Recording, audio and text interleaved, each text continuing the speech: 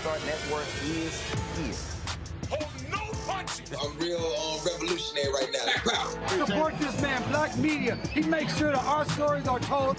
Thank you for being the voice of Black America, Roland. Stay black. I love y'all. All momentum we have now, we have to keep this going. The video looks phenomenal. See, this difference between Black Star Network and Black-owned media and something like CNN. You can't be Black-owned media and be scared. It's time to be smart. Bring your eyeballs home. You dig?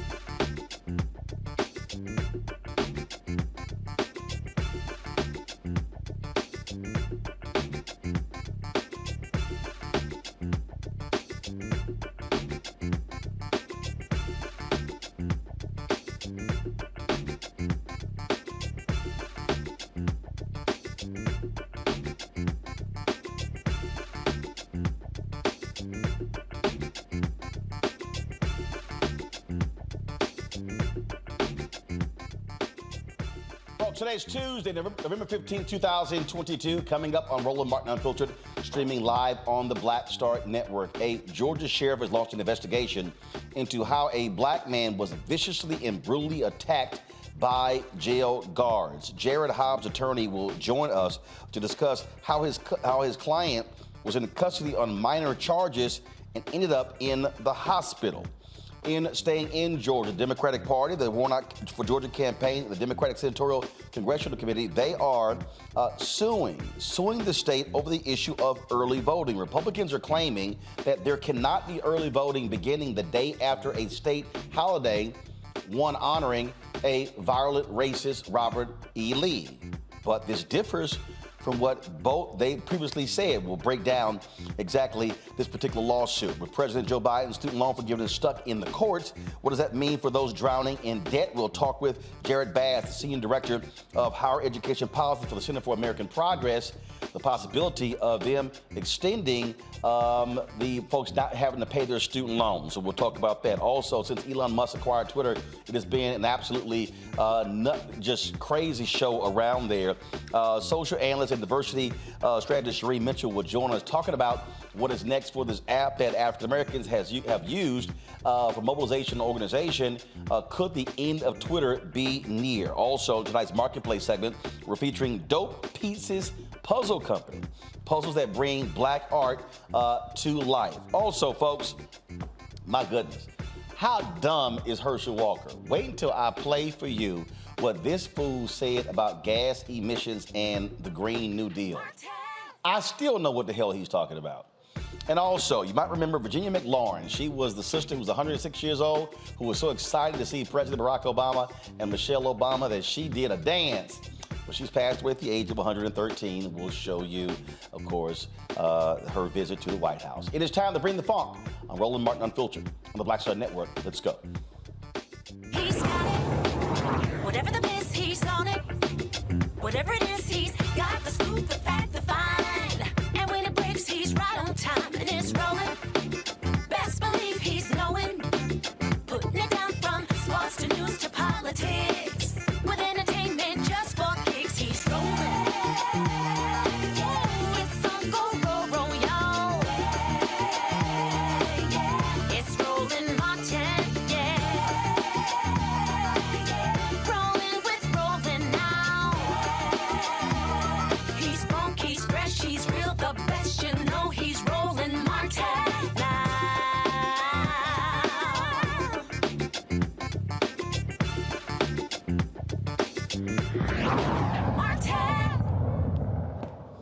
Folks, it is always painful when we have to show you video of a black man being beaten by jail officials or even the cops as well. But this is the case out of Georgia. We're warning you right now that if you need to turn away, do so. If it's triggering, please do so. And so let me set it up this way. So a black man in Georgia was arrested for traffic violations and drug possession charges. This took place September 3rd. That's all it was. He ends up being viciously attacked by jail deputies, thrown against a wall in Camden County. Now, the security video I'm about to show you has no audio, and so we're just going to go ahead and play it right now, folks. And so, again, this is what happens when they are there in the jail. You see guards there coming up to the outside of the cell where 41-year-old Jarrett Hobbs is being held. And then 4 other guards all of a sudden come in. One unlocks the door, they enter the cell. Now, as soon as the deputies enter the cell, one deputy immediately goes for Hobbs' neck. I mean, so you see right here, okay, no rationale whatsoever. The other deputies follow, attempting to subdue Hobbs. Now, again, there are 4 deputies on Hobbs. They are now punching him viciously. They eventually pull him out of the cell, slamming him against the wall while continue to beat him. Now, you see a black sheriff's deputy steps in. He's trying to somehow intervene. These are 4 white deputies who are beating on this black suspect. And so, you see the black sheriff's deputy. They won't even allow him. He's trying to get in. You can see him trying to get in, trying to somehow. And we don't know, again, in terms of what his position is, what his capacity is. Now we see them out of frame. We don't see, what is happening as he is being subdued. But clearly, that was a vicious attack. The attorney for Mr. Hobbs is Harry Daniels. He joins us right now. Harry, glad to have you on the show. So, first of all, how you doing, Roland? Why were they entering the jail cell? He was already being detained. What have they said as to why they entered the cell the way they did? First of all, thank you for having me.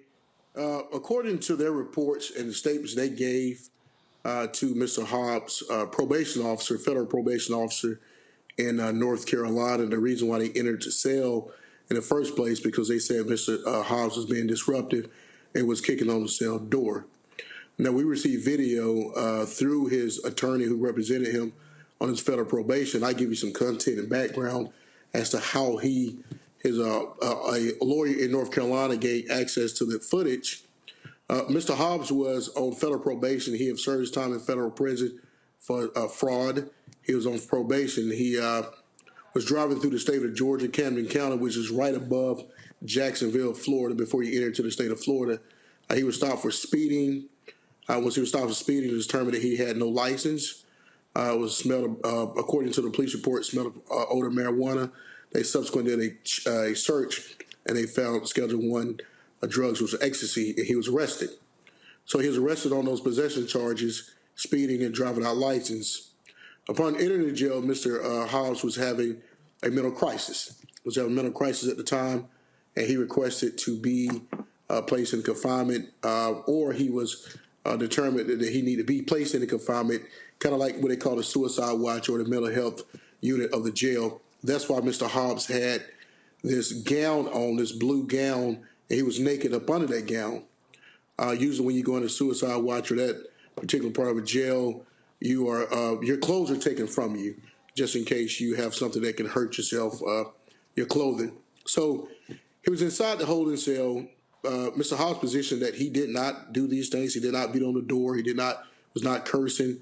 I think he said he used profanity when he was accused of beating on the door. They didn't like what Mr. Hobbs said. And even if Mr. Hobbs was kicking the door, once they came into the cell, Mr. Hobbs was compliant. And like you said immediately, Roland, they immediately went to his neck, grabbed him by the neck, placed him against the wall, and beginning an outright assault on Mr. Hobbs. The way we got the video, well, they charged Mr. Hobbs. All these things that's happening to him, they charged Mr. Hobbs with 9 felonies, 9 counts. They said he beat the officers. He was obstructive. He caused injuries to the officers. So based on that, Mr. Hobbs' probation was violated. Well, Mr. Hobbs' attorney in North Carolina said his client said he didn't do these things. Show us the video. Wait. They claim that in the video that we just saw, Hobbs assaulted them. That's correct. I'm sorry, wait a minute. So the video, wait a minute, help me out. So this is, come on, pull it up. This is the beginning of the video. That's roll it back, y'all. Roll it back. And first of all, y'all give me the video in my monitor behind me, that'd be great. So freeze it right there. No, go back. So here's Hobbs in the video. I'm not quite sure what's in his hand. His back is to, don't play it yet, please. His back is to the door. Mm-hmm. He's not even looking at the door. Leave it right there. His back is to the door. So he's not looking at the door. Obviously, they unlock, come in. Now press play. All of a sudden, stop right there. So the officer comes in, immediately grabs his neck, pushes him down, head up against the wall, roll it. Okay, he sits down. Okay, now hand on his mouth, they turn him around. At no point do I see in this, all of a sudden, now they start punching him in the head. At no point do I see him beating the cops. Yeah, it's outright live, Roland, and I can tell you that we get that. And that's what they put in the police report, right? That's right. So they put in the police report that he assaulted them. There we go, lying in reports again. Go ahead. He was charged 9 counts. So that was one of the bases that his probation officer said, we're going to violate your probation because in Camden County, they said you assaulted and obstructed 9 counts of obstruction. Well, his attorney in North Carolina sought that information and said, well, show me the video. Once the video was received by the probation officer in North Carolina and the United States Attorney's Office in North Carolina, where his probation case was pending, they immediately dismissed. They said there's no way this man had committed assault. So wait a minute, hold up. So the probation officer in the U.S. Attorney's Office said no way, which now means y'all can call them to testify against these officers who lied. Yeah, and not only did they beat him, they lied to the Department of Justice. They lied to the courts. They lied to the federal government about what happened to Mr. Hobbs. They never thought this video would come out. The way this video came out, because they had to produce this video to the federal government, the prosecution for Mr. Hobbs' probation violation. They had no choice. His lawyer requested it, and once he requested and saw what happened to his client, he immediately knew that you need to get a lawyer, you need to get a civil rights attorney, and they called our office.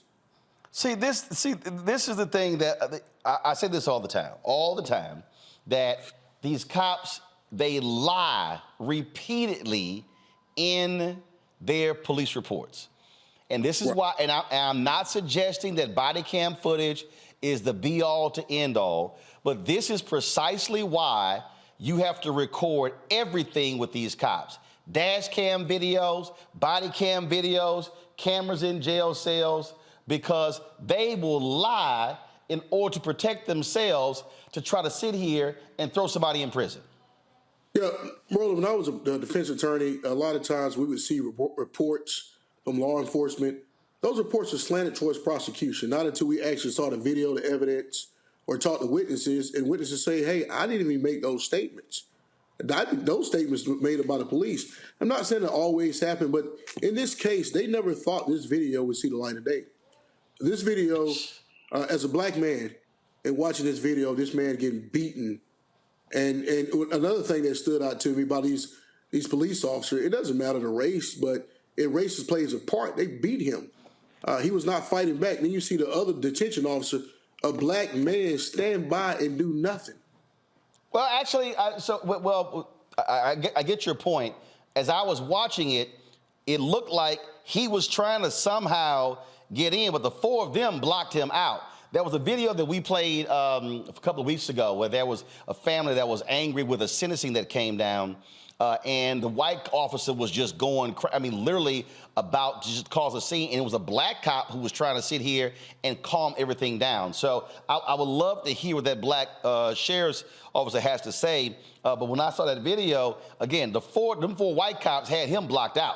They were sitting here saying, we're going to beat this man out. But I still need to understand, would love to hear what he has to say, and did he stand by them and they lied about their police report? Well, he was one of the officers that was considered to be a obstruction upon him. So he's one of the counts that was brought against Mr. Hobbs. So doing nothing or we now know that's a lie. He knew that he was considered one of the victims in this case. So different strokes, different folks. He didn't do enough, and he stood by the lie. Currently, let me just be very clear. The way they went in that cell and what they did to Mr. Hobbs, Roland, this is not their first time. Oh, absolutely. They knew the video was in there. They didn't care. In fact, once this video became public, other people started calling. We got calls from other lawyers who have clients they represent and currently in litigation against this sheriff office. We have an affidavit, and we will release this affidavit probably tomorrow to the media, the public, where the person who was in charge of doing the investigations inside of the jail, use of force investigations, that they try to cover up. She testified that they tried to cover up use of forces because they didn't want to appear that they was liable or admitted to liability in there. She gave an affidavit. In another case where a person's heads was split open and when he was strip searched by just coming into jail for a DUI. Wow. So it's more to this story. This is a systematic environment, culture, atmosphere that allow these officers to believe that they can beat people without any regards or not even a recourse for anything happening to them. So, you can look at this video. They are stomping this guy. It's like a gang initiation. Like they try to initiate him into a gang. They're beating him, and there's nothing that can be said. This is a video where it shouldn't be polarizing. If this was a dog they were beating, they'll be charged with cruelty to animals. We just learned recently, as an hour ago, that the Georgia Bureau of Investigation will be conducting an investigation in this matter. The district attorney has called on for the Georgia Bureau of Investigation to conduct an independent investigation. And not just that, Roland, we will be reaching out to the Department of Justice for the Federal Bureau of Investigation. Well, I'll tell you what. Also return investigations as well. Well, with the kind of action Kristen Clark's Civil Rights Division has taken against other jail guards and wardens, I fully expect these folks to be facing some federal prison time for their behaviors. Attorney Harry Daniels, we appreciate it, man. Thanks a lot. Appreciate it, Roland. Hey, man, it's always good to have a Q on your show. Well, somebody got to feel sorry for y'all. I appreciate it. Thanks a bunch. All right, y'all. Speaking of a Q, Michael Brown, former DNC chair, Finance Committee, he's so happy he finally got a Q doing something of value on the show because he's tired of these alphas running this thing. Also joining us, Dr. Larry J. Walker, speaking of an alpha, assistant professor, University of Central Florida. Rebecca Carruthers, she's the vice president for Fair Elections Center. And I am, she's throwing up her pinky. So, we see you. And of course, this was one of the souvenirs I got in 2020 from the Warnock team. It's a little chilly here. I decided to wear it. And yeah, Michael, I'm repping that alpha. It's black and gold. The colors ain't no incident, ain't no accident. All right, let's get right to it. Larry, I want to start with you. Look, I keep saying over and over and over again, cops, if they lie on the reports, automatic firing. Automatic firing, because that's an official document. They're under the color of law. And this is the stuff that Kaepernick was protesting when all these white folks lost their minds. And we see what happened, and they straight lied. The video does not lie. They didn't get attacked, didn't get hit. They straight lied. I just believe if you lie on a police report, it should be automatic firing, and you should not be allowed to work in law enforcement ever again. I agree 100%, Roland. And it's an interesting watching, it's sadly watching the video. It reminds me of many of the other videos we've talked about on your show in terms of how law enforcement are treating folks, whether, it's police on the street, treating Black people on the street, or if they're waiting trial for whatever, for various reasons. But we've had to put an end to this. I agree with you that these individuals should be fired immediately. They lied and also submitted a document in which they lied. The other thing about it is, and you had the gentleman's civil rights attorney, he talked about the 8 or 9 counts they charged him with. I mean, you can essentially end someone's life, the ability to find a job, find somewhere to live. And so we have to keep all this in mind in terms of filing a false report. And the other thing is, Roland, in terms of the video you highlighted, is that his back was turned. They walked in and assaulted him right away, grabbed him by his neck, and just began punching him severely. The other thing is when he's pulled out and thrown against the wall, I mean, we've seen cases rolling in the past where this has ended up with individuals ended up with, spinal problems, challenges, not be able to walk again for the rest of their lives. So I'm hoping that Georgia and the federal government hold these individuals accountable. And like certainly, I'll feel for this brother who's certainly just, like I said, just kind of, sitting in the cell. But we just can't continue to allow individuals in law enforcement to behave like this, like cowboys, and beat people and then think they will get away with it. We have to charge these individuals, and they should lose their jobs immediately. And Rebecca, that's absolutely it. And these folks who talk about, well, reform and let's give more money to training, they are highly critical of defund the police. But it's amazing for all the folk who love talking about Back to Blue, it's amazing how quiet they get when videos like this pop up. Well, we keep hearing it's only a few bad apples, but it's apparent that it's a bad orchard. The other thing that I do want to talk about when it comes to national standards, there are no national standards for law enforcement. For example, in the state of Alabama, you can have a GED and no additional training to now have a gun and a badge, to have the ability to do the lawful taking of someone's life if, quote unquote, the situation calls for it. So we do need national standards. There has to be training, but even taking a further step back, when it comes to mental health crises, folks should not be in our criminal legal system. When it comes to mental health crises, law enforcement should not be a part of that. Yes, we should figure out for safety, how do we make sure that there's adequate counselors and adequate people to protect the counselors going into sometimes volatile situations. But it's apparent our criminal legal system just isn't working out for us. And I would say on a personal note, I have family members who have mental illness. And one of the things that my family talks about is, what do we do in a crisis? What is our plan for dealing with crisis? Do we call the police, or who do we call when we're in the middle of a mental health crisis with some of those family members? And this just, and Michael, we just keep seeing it over and over and over again. And again, they demonize activists and others who say it's time to end this stuff. But how about the people who are running around supporting these cops stand up? In fact, in Pennsylvania, the Republicans in the Pennsylvania House are trying to impeach Larry Krasner, the district attorney. And who is leading that effort? It's the Philadelphia Police Union, because they are pissed off that Krasner has been holding cops accountable for official misconduct. That's why they want to get rid of him.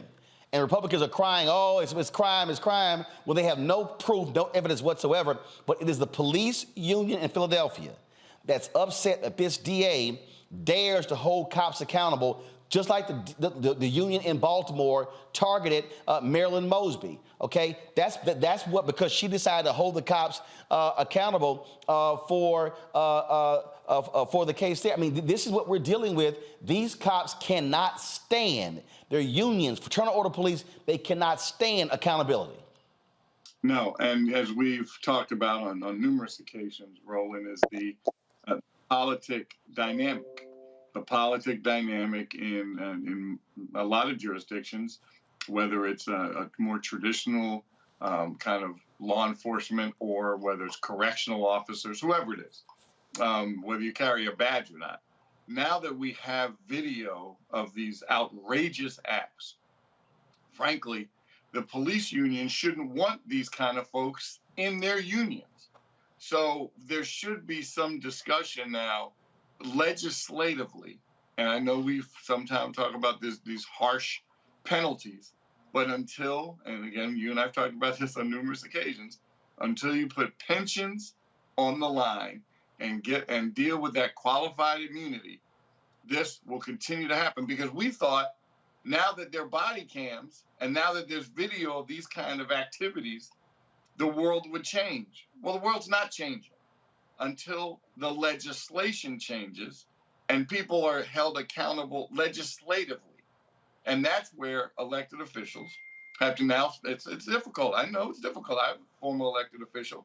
It's difficult to stand up to, whether it's a teachers union, a police union, because people are fearful that they won't get their endorsement and won't get those votes.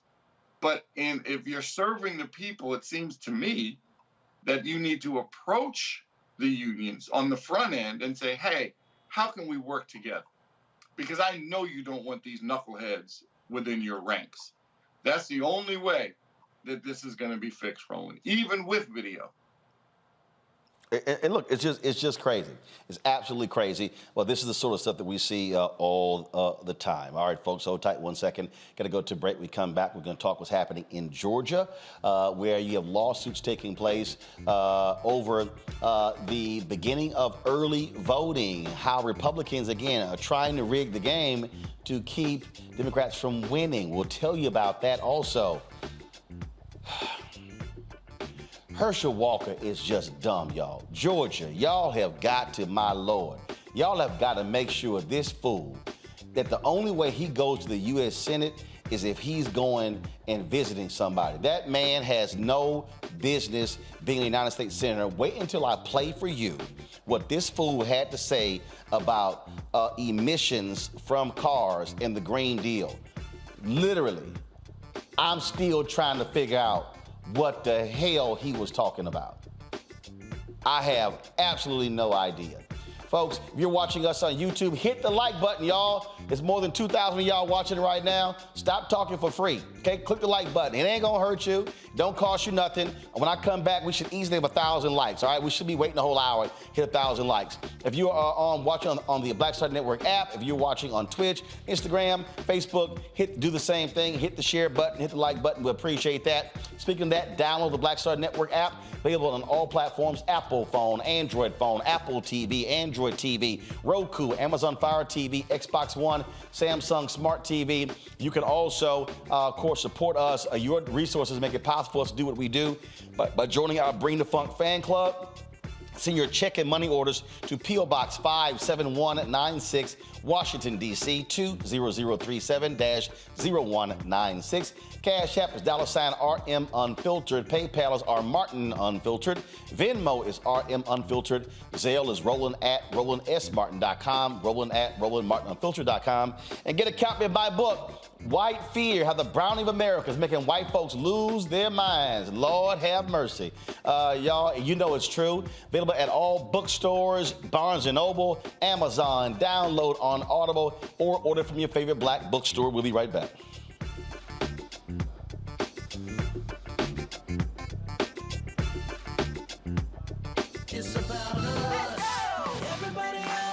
We are in sunny South Dallas. The election is coming up. It's super important that folks know who they are voting for, but more importantly, what they are voting for. Y'all, we got the free shirts and free lunch right over here. Freedom is our birthright. No matter what we're up against, we're sending a message in Dallas and Texas and in the country. We won't back down. That's what this bus tour is all about. The housing cost is one of the most capitalized areas that we have found. People who are marginalized, that are brown and black, we are suffering the most, and I think that we have the biggest vote and the biggest impact in this election. I'm voting for affordable housing, for sure. We should not be paying the cost of a utility failure because our elected officials are too proud to say, we need help. I know that we can bring out our people to vote. It's a part of our birthright. Right. It's a part of our heritage. And surely it's a part of our present and part of our future. That's right. That's what's up. And we won't black down. Forward that message to 5 friends, because in that message, it's got links to how to get registered, how to check your registration status. Like I said, 2:30 we'll start rendezvousing right here on this street. I am voting to let our voice be heard in the rural communities that, hey, we are people too. There are things that we need. Free shirts, free food, and lots of power. We are in Longview, Texas, where Black Voters Matter, 365. Whatever type of oppression a white supremacist throws our way, we will not back down. We are in relentless pursuit of liberation of our people. Freedom is liberation for black bodies and black communities to make economic change through political power. Freedom is choice. We won't black down. We won't black down. We won't black down, y'all. We won't black down. We won't black down. We won't black down. On the next A Balanced Life with me, Dr. Jackie, we meet Ricky Fairley. She was given a death sentence by her doctor 11 years ago. But for Ricky, giving up was not an option. She declared war on her disease, turned her entire life upside down, and won the battle. I know that God left me here to do this work. And when you talk about faith, faith is what got me through. I mean, I had to relinquish my faith and give my life to God and say, okay, God, what have you got for me? And He gave me my purpose. And that's why I'm here. Her amazing story of strength, balance, and survival here on A Balanced Life with Dr. Jackie on Black Star Network. Hey everybody, it's your man Fred Hammond. Hi, my name is Brescia Webb, and you're watching Roland Martin Unfiltered. Ow. Well, I like a nice filter usually, but we can be unfiltered.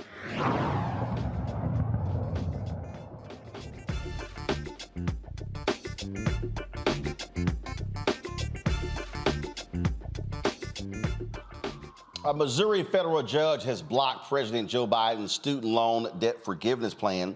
That plan, of course, was blocked Monday by the St. Louis 8th U.S. Circuit Court of Appeals.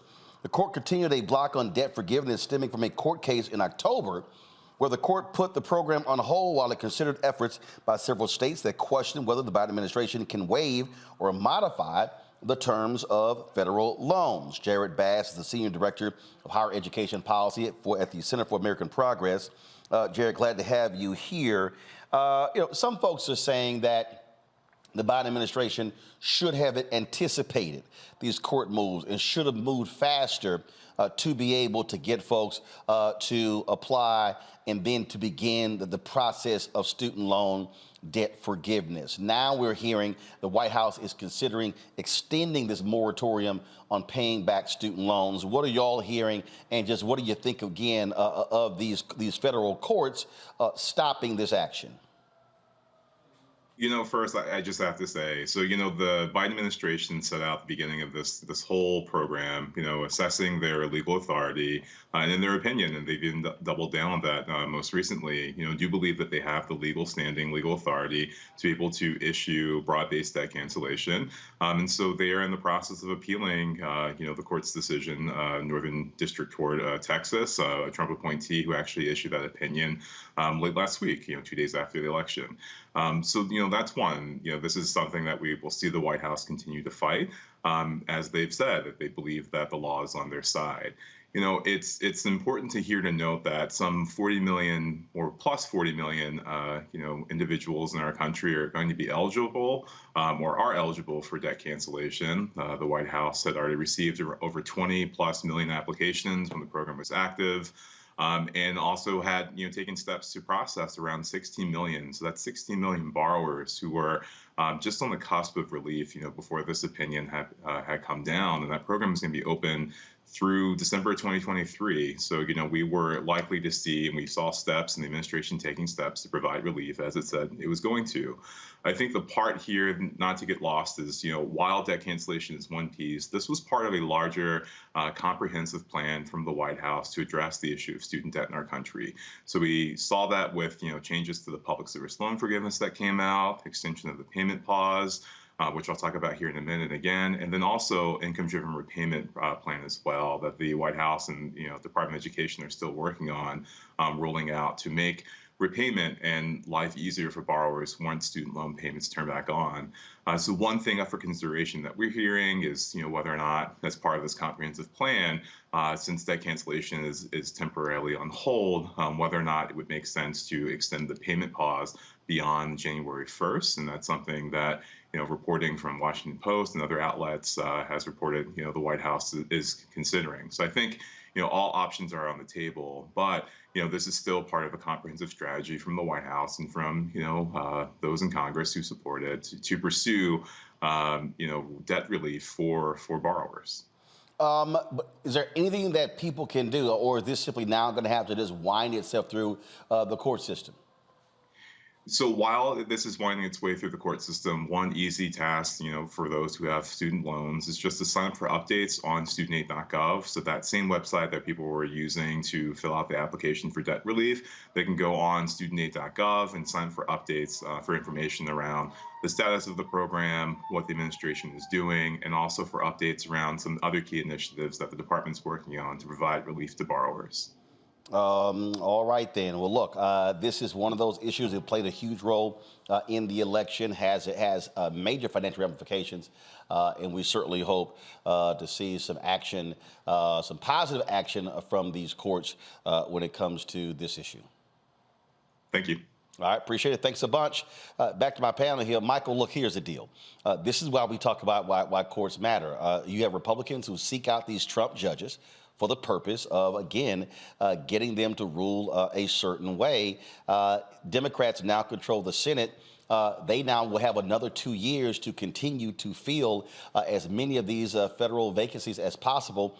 This is why this is important. And I love these yahoos who try to come at me talking about, oh, you've been a shield for the Democratic Party.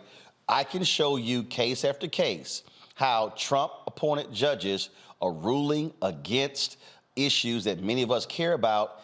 This is why how you vote matters. Who controls the White House, who controls the Senate, has an impact on who these federal judges are who serve for life. Absolutely correct. As elections have consequences, and this is part of the consequence of when you hold the United States Senate, where you get to control these judges. And frankly, history has shown how you're supposed to treat these seats that are vacant.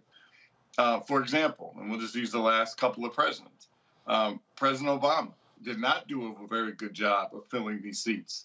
Yes, he appointed a couple to the Supreme Court, clearly, and I'm not saying he didn't appoint any federal judges, but it's almost like his team was always looking for kind of the perfect judge. Like, you could never have gotten a B on your report card ever in life to serve.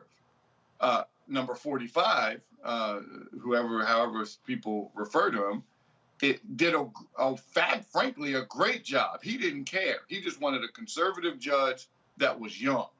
If you fit those two criteria and that you were on the Federalist list, if you're on that list, you were young. Obviously, if you're on that list, you're already very conservative. That's good enough for him. And he was just filling these seats that Obama didn't fill. To President Biden. Well, actually, remember, that Obama was also blocked from filling. Mitch McConnell, the Republicans, blocked. But you're right. The Obama folks were not aggressive in those first 4 to 5 years when they controlled the Senate to be able to appoint judges. As I mentioned, having the Senate, elections have consequences. President Biden, to his credit, is filling those seats, those vacant seats that 45 didn't get a chance to fill because he was not reelected. Now Biden is going to fill those seats. And so hopefully you'll start to see a change in those district court judges, then the appellate judge, and then obviously you have folks that can serve on the Supreme Court. So elections have consequences. I'm glad we still hold the Senate. So President Biden will continue to get these judges through. And I'll tell you this, Rebecca, it really pisses me off when I hear these idiots who talk about, the Supreme Court Justice Ketanji Brown Jackson, that's not substantive. And we see story after story of how federal judges rule. I mean, look, the black judge in D.C. Judge Emmett, name is last name. He just ruled against Title 42 that has been used to deport illegal immigrants. Federal people. I say this repeatedly because again, this is the craziest thing. I am a native of Texas. It is stuck in my head. Justice William Wayne Justice. Why? I don't know. There's no other federal justice besides the black ones, that federal judge that it just stuck in my head. Why? Because for more than 20 years in watching the news, his name was always in the news because he oversaw the Texas jail system, the Texas prison system. It was always in the paper. It was always on television. So for more than half my life, I kept hearing about this judge, federal judge William Wayne Justice, perfect name for a judge, who oversaw the heinous, corrupt Texas prison system. That is the power of these federal judges. And so when people are walking in that ballot box, that's one of the issues you should be voting on. Who will be the kind of judges this person appoints? Well, one thing that we see on the conservative side is that they have a list of folks who they want to make sure that they become judges once they're in power. So on the progressive side, we need to see that list too. The reason why we need to see it, so those conversations can happen within communities, so folks know, hey, if I vote for this particular person, then these are the types of judges that they will appoint. I will say, out of the four of us here, I'm still paying on my student loans. And I'm not happy that I still got student loans that I'm paying on.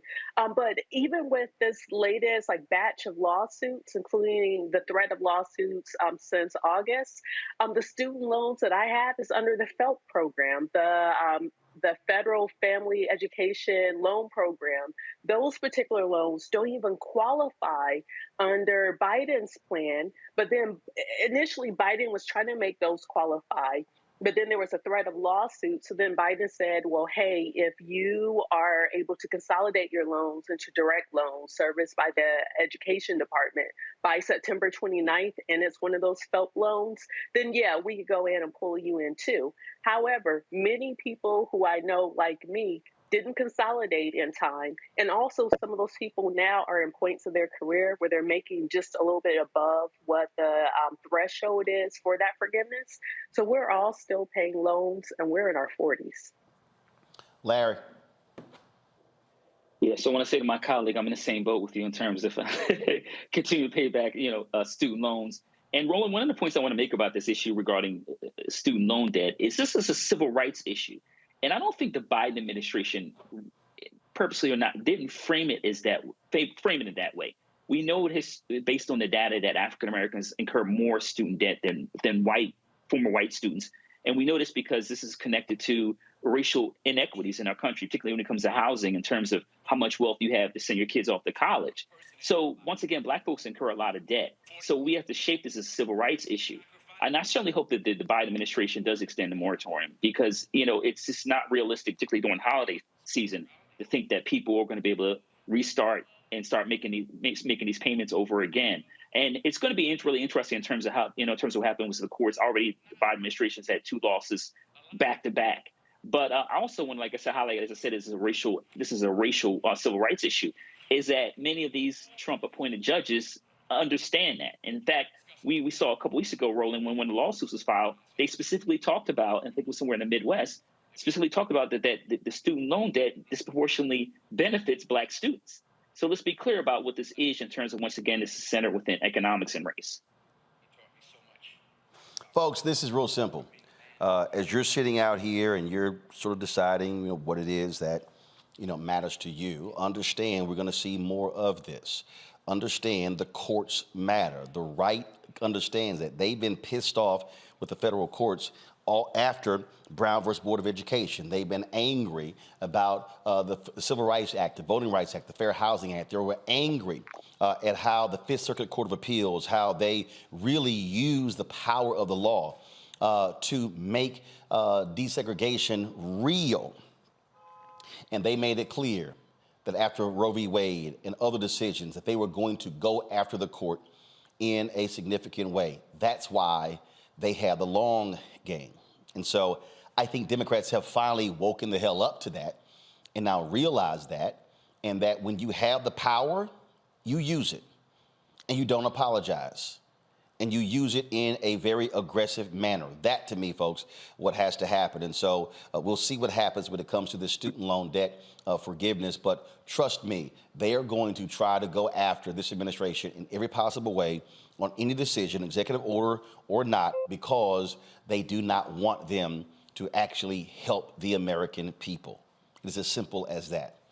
Got to go to a break. When we come back, we're going to talk about Herschel Walker, the Georgia race. Republicans, again, trying to rig the election to keep folks from voting. We'll talk about those two issues. Folks, again, if you're watching us right now on YouTube, hit the like button.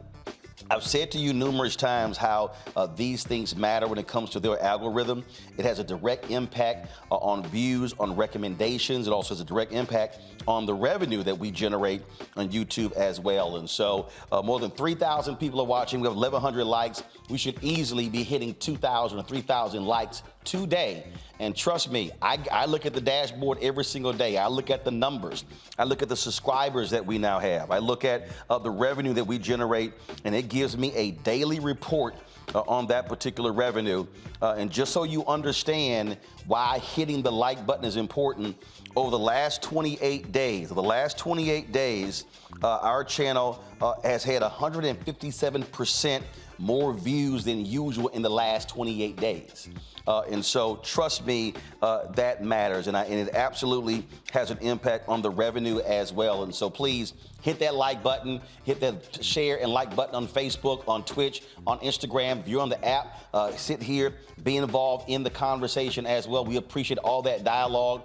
But we also want you to download our app. And the reason we want you to download our app is because, and we appreciate being on YouTube, on Facebook, on Instagram, on Twitch, but we don't own those platforms. If they decide to all of a sudden make a shift, well, then we are beholden to that. But by having our own OTT network, we control that 100%.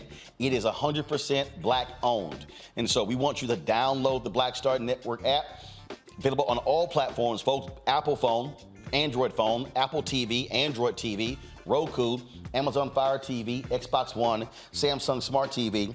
And we also want you folks to join our Bring the Funk fan club. I've said on numerous times, folks, that we need 2,000 fans this month and in December, contributing an average of $50. And what we ask of our fans is to give $50 for the year. There are people who say, I can't afford that. They give less. We appreciate every dollar. There are people who give more. I've had people literally walk up to me at events to put money in my hand, checks and cash in my hand, saying, hey, I support this show. Your dollars absolutely are critically important to us because we're out here fighting the good fight when it comes to advertising. Yes, you've seen ads from Target, and we appreciate the buy that they did. We previously had ads last year from Amazon and Verizon. You've seen ads from Coca-Cola, but we don't have year-long contracts with these companies. And so your resources make it possible for us to do what we do. Over the next several weeks, y'all, we're going to be in Georgia. We're going to have multiple crews in Georgia. And we're going to be at the Bayou Classic. We're going to be at the SWAC Championship. We're going to be at the Celebration Bowl. We're going to be covering these events. DeMario Simmons is trying to get me to go to Oklahoma to cover a story there. All of this actually costs money. And understand, like the other day when folks are like, hey, Roland, we'd be great for you to come down here and volunteer with us in Georgia. Guess what? The airplane ticket, that ain't no volunteer money. Paying the crew, hotels, per diem, all of that actually costs. And so your support is critically important for us to do what we do. And again, what our target goal for the year is for 20,000 of our fans to annually give at least $50 each. That comes out to be $1 million. That absolutely is huge for us to be able to do what we're doing. Henry, you can take a shot of this. And so again, when you look at this studio, when you saw what happened on election night, when you look at over here, when it comes to our green screen, when you look at the set over here, when you look at all of these monitors and televisions in here, something breaks down, gotta pay for it. One of our cameras got damaged. I just sent that camera off to Canon to fix that camera. That Canon camera is $1,700. That's just straight up. It's $1,700, and so to cover the cost of of that camera, if you're talking about folks who give $50, that means 34 of our fans, if they give $50, that covers the cost of that camera. That's just straight up real. And so again, what you are seeing, what we're building here is something special, and this is not just about me. Okay, I could have easily said, hey, my show, just me, we're good. Hey, I could do this from the basement, pocket the money and go play golf. But no, we're trying to build something that's much larger than me. This is bigger than me. This is why we created the Black Star Network. And so when you see Faraja Muhammad's Daily Show, when you see Greg Carr's Weekly Show, when you see Deborah Owens' Weekly Show, Jackie Hood Martin's Weekly Show, Stephanie Humphrey's Weekly Show, when you see the Everett the Bi-Weekly Show, Roland with Roland, all of that, folks, is a part of this master plan. The events that we cover, and I'll give you a perfect example. When you're seeing us cover these live events with Associated Press, do understand, Associated Press is costing $195,000 a year. So when you see us we're showing live events from Capitol Hill, these hearings or other events, that actually we're paying for that. That's almost $200,000 a year for that. When you look at our Black Star Network app, that's $160,000 that we pay annually to Vimeo to house and build the particular app, okay? Where we are, this fantastic studio, 5,200 square feet here on Black Lives Matter Plaza in Washington, D.C. This is $16,000 a month. And I'm purposely laying these numbers out to you because I think a lot of times people actually call me and they don't think this thing is real, and I'm walking them through what these costs are. When you look at the lighting that you see right here, go back to that shot there, Henry. When you see the lighting here, folks, we literally just finished adding the additional lights in here to light the entire studio. I just got the invoice today. This is $13,500 to finish what we did. And so I just need you to understand that, it is real. And so when people call me, hey man, we'd love for you to cover this, not understanding when we get in that vehicle, that gas, that crew, all that stuff costs. And so we're trying to build something, and understand, we look at the numbers. Fox News brings in $1.5 billion a year. CNN brings in nearly $1 billion a year. MSNBC, almost $700 million a year. There is no, and let me repeat this, there is no black-owned media company that does the amount of news that we do day in and day out. Not Ebony, not Black Enterprise, not Essence, not Group Black, not Blavity, not Byron Allen. None of them do what we do on a daily basis. And so we're upstart. This show is 4 years old. This network is 1 year old. And trust me, we don't get the dollars that they get. So when you support us, trust me, your money is going to support this show and what we're building. And so you can send your check and money orders to P.O. Box 57196, Washington, D.C. 20037-0196. The Cash App is $RM Unfiltered. The PayPal is R Martin Unfiltered. Venmo is RM Unfiltered. Zelle is Roland at RolandSMartin.com. Roland at RolandMartinUnfiltered.com. And when you buy a copy of my book, White Fear, trust me, that money goes into this show. I made that decision, and so just understand what it is we're trying to do here. And so White Fear, how the browning of America is making white folks lose their minds. It would be great for us to sell 50,000 copies of this book. So tell a friend, get their copy as well. I got people who buy the copy. When I give my speeches, they come up to me, hey, can you sign it? Absolutely, anytime. And so And Ben Bella Books, I partnered with him to publish the book. There were other major publishers who passed on the book because they thought it wasn't going to sell. I would love to show them how wrong they absolutely were. And so again, Ben Bella Books, Amazon, Barnes & Noble, IndieBound, Bookshop, Chapters, Books A Million, Target. You can also download your copy on Audible, order through your favorite black bookstore. Going to a break. We'll be right back. On the next Get Wealthy with me, Deborah Owens, America's Wealth Coach, we talk about the principles of mindset, strategy, and execution. This week, we're adding a fourth, faith. You're going to hear from a mother and daughter duo who are helping thousands of Black women build wealth, all through their faith. You are more than you can ever imagine. Not just obtaining things to show that, but seeing yourself. Making your faith work for you. That's right here on Get Wealthy, only on Black Star Network.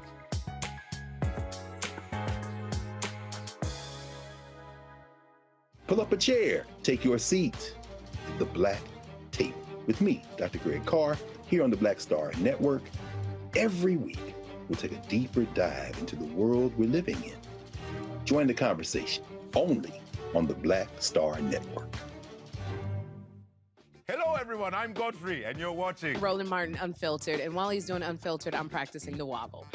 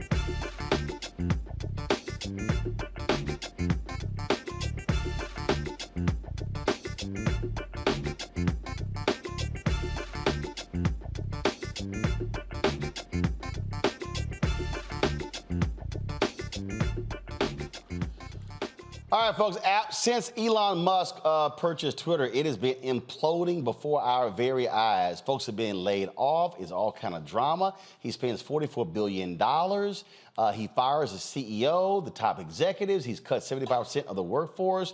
Now they've seen a mass exodus of employees as he announces that bankruptcy is not off the table. Racial slurs have dramatically increased. They've cut back again on the monitoring as well. The Center for Countering Digital Hate found 26,200 tweets and retweets containing the N-word were published between October 31st and November 6th. High-profile users like Whoopi Goldberg, Shonda Rhimes, and others are leaving. Advertisers are putting their money on hold. It is an absolute shit show at Twitter. Joining us now, Shireen Mitchell, social analyst and diversity strategist. Shireen, glad to have you here. I mean, I don't think we've ever seen a company just completely just erode goodwill in this quick period of time. In fact, he was tweeting today how happy he was to welcome back some folks who he fired. Because they fired people and went, oh, damn, we might need to bring them people back. Exactly. I always find it fascinating At the end of the day, I think some of the challenges that we have is that there are people like this who think that they can just do whatever they want on these platforms. And he's just one of those examples. He unfortunately is going to have to deal with FTC consent decrees. He also has several other items that he's going to have to deal with. And ultimately, at the end of the day, I think that people don't realize that this is not just about money. This is about all the other things that I swear that, like, they think that he can just do whatever he wants because he's now made the company private. But that's not true. He cannot do whatever he wants. And all those issues that you just mentioned are really important for us to have a conversation about, because the harms that are impacting other individuals, as well as companies, by the way, also has a huge impact on at this present moment. And again, I mean, you're seeing people who are leaving. You're seeing conservatives rejoice, saying, "Oh, he's going to make this all about free speech." But the bottom line is, it's again causing significant problems. And if you ain't making money off advertising, you're a DOA. Absolutely. And it's really fascinating because I think that one of the things he told some of the advertisers that he knows that, like, hate speech should not be alongside advertisers, but he just greenlit Richard Spencer. How does that work? And again, one of the things that when you listen to again these conservatives who are just sort of elated because they've been angry that Donald Trump was banned by Twitter as well, and this was a place for people to be able to communicate, to be able to share. We hear about Black Twitter as well, and it's literally been destroyed before our very eyes. Some 240 million users across the world. So this is not a plaything. No, and actually it's a global thing as well. I think that people miss the part that a lot of some of the organizing, some of the things that's happening in Iran and other countries, they've used Twitter to organize. They've also used Twitter to let other people know what's going on, to get the supports that they need. So it wasn't just a random thing that he's doing. I think that in some ways he knows that this platform has been used to help with, Arab Spring in 2009, other aspects that we now know are happening other places. I think there was like a big pivotal moment during Ferguson where people from, Palestine was telling Black people, Black Lives Matter, how to deal with, the tear gas and things like that. And that was being shared on Twitter. I think the broader context of what Twitter was being used for is something that he's actually been participating in trying to dismantle, in addition to, quote unquote, saying free speech, by allowing people who are harmful, who are trying to spread mis and disinformation, who are basically being violent in their rhetoric against other groups of people, giving them blue checks and the ability to say whatever they want on his platform. One of the things that, again, is interesting when you look at how people are responding. Earlier today, I saw a clip that was on this one put out, and how how they're being mocked for decisions that they make. Harris Faulkner and Mercedes Slapp was one of those folks who were just mocking people, and everything they want to throw out is like woke, woke, woke, woke, woke. I'm going to find the clip, but all of these conservatives are rejoicing in it. But the reality is they've tried to create their own platforms, and all of them have massively failed to be able to match the success of Twitter.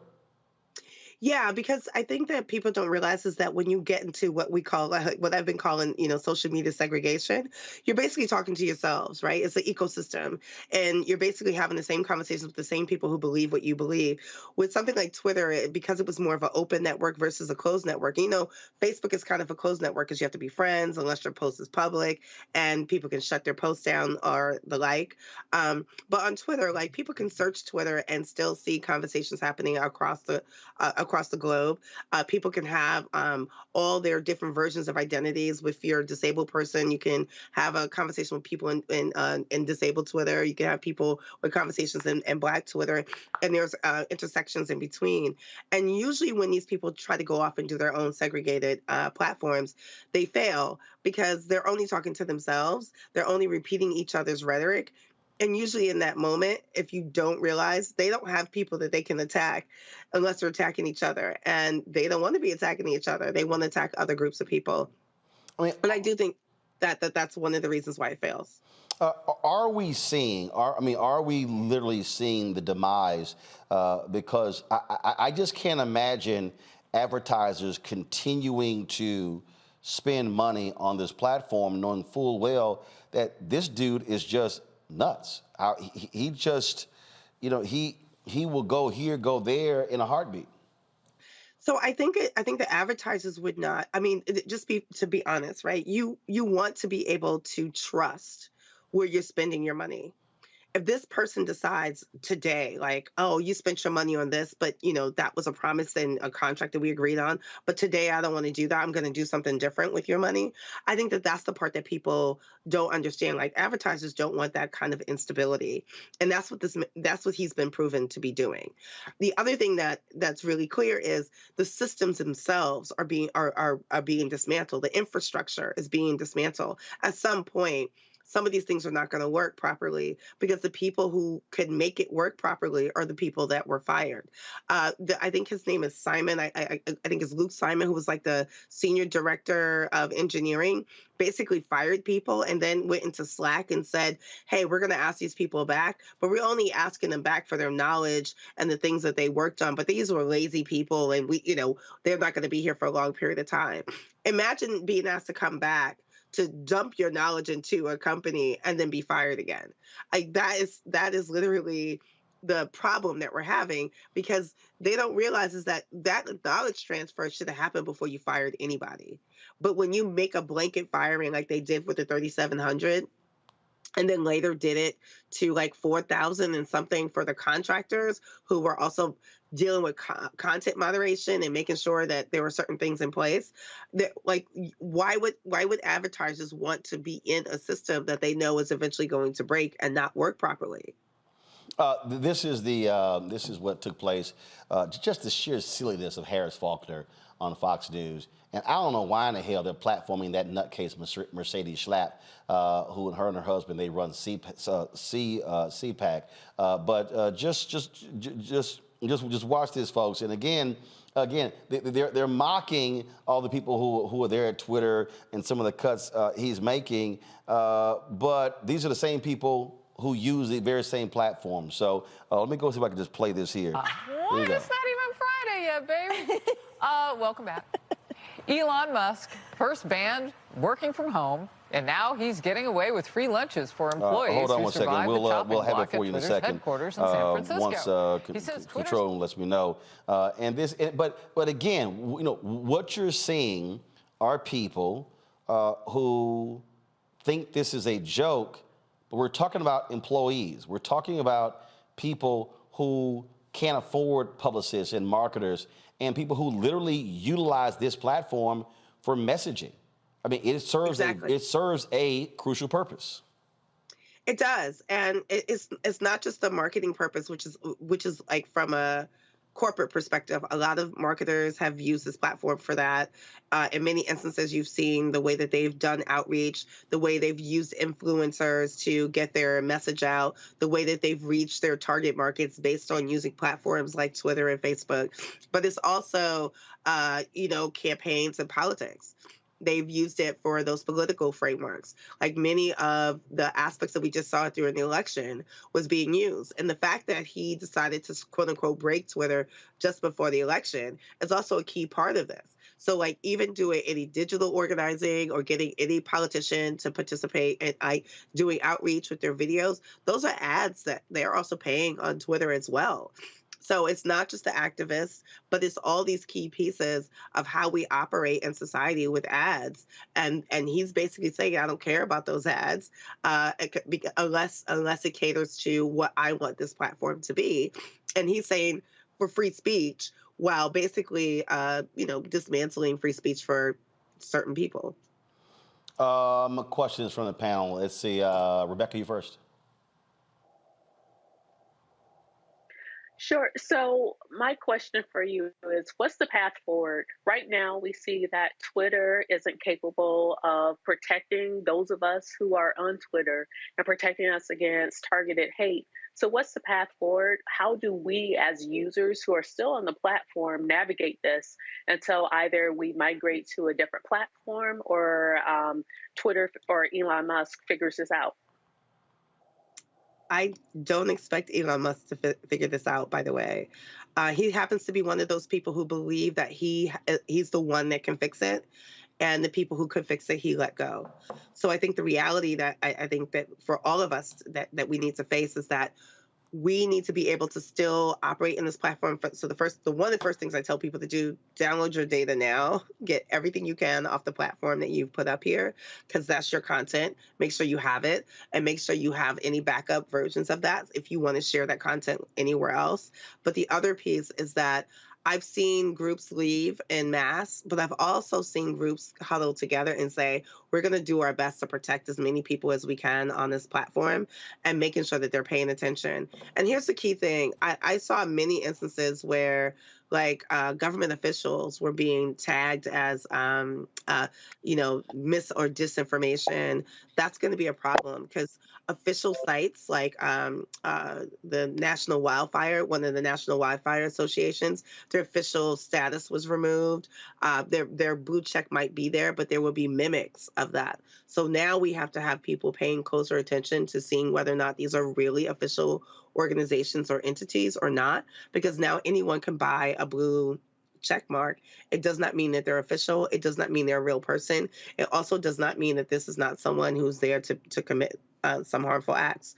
I would say still report them, document it, but ultimately where people are going at this point is places like Counter Social, Mastodon. I'm seeing other aspects of people trying to do community building and other aspects. But up until that moment that we find where everyone else is going, right now some people are still staying to try to make sure that they can have that community. Before I go to Larry, here again is the mocking of Harris, Faulkner, Mercedes. I mean, this is just how silly these people are. What? It's not even Friday yet, baby. Welcome back. Elon Musk first banned working from home, and now he's getting away with free lunches for employees who survived the chopping block at Twitter's headquarters in San Francisco. He says Twitter spends $13 million a year on food service. And that, quote, badge in records show peak occupancy was 25%, average occupancy below 10%. There are more people preparing breakfast than eating breakfast. They don't even bother serving dinner because there is no one in the building. But the move drew rapid criticism from former Twitter employees. Who would have guessed? All right. A Democrat activist who tweeted, quote, he fired 3/4 of the employees and now he's planning to starve the rest of them. Oh, Mercedes. I can't. This is worse than Biden's student loan forgiveness program. I'm serious. Look, Harris, I think that it is a former woke company that is going broke and Elon is trying to save it. And that's really the result of this. When you're talking about the fact that in San Francisco alone, hardly anyone was going to work. They're spending a ton of money on the property itself. Why not make these fundamental changes? So he did come in with the sink. He's making a statement. He's trying to make sure they don't have to go bankrupt, but it's going to be painful. And these Twitter employees, which are snowflakes, can't handle it. And and so we welcome the change. We want to see Twitter really become this platform for free speech and this platform to make sure that it actually can survive when it's being mismanaged by a bunch of liberal woke, management types that are now gone.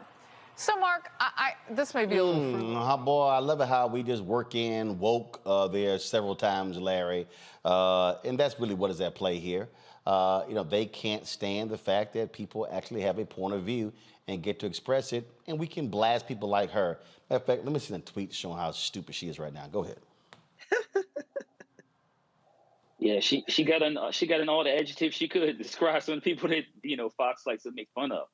So, one of the things I want to highlight is and ask the question I want to ask is in terms of, we talked about Black Twitter, and obviously Black Twitter. I even saw something last couple of days about folks talking about, boycotting Twitter, I think even tomorrow.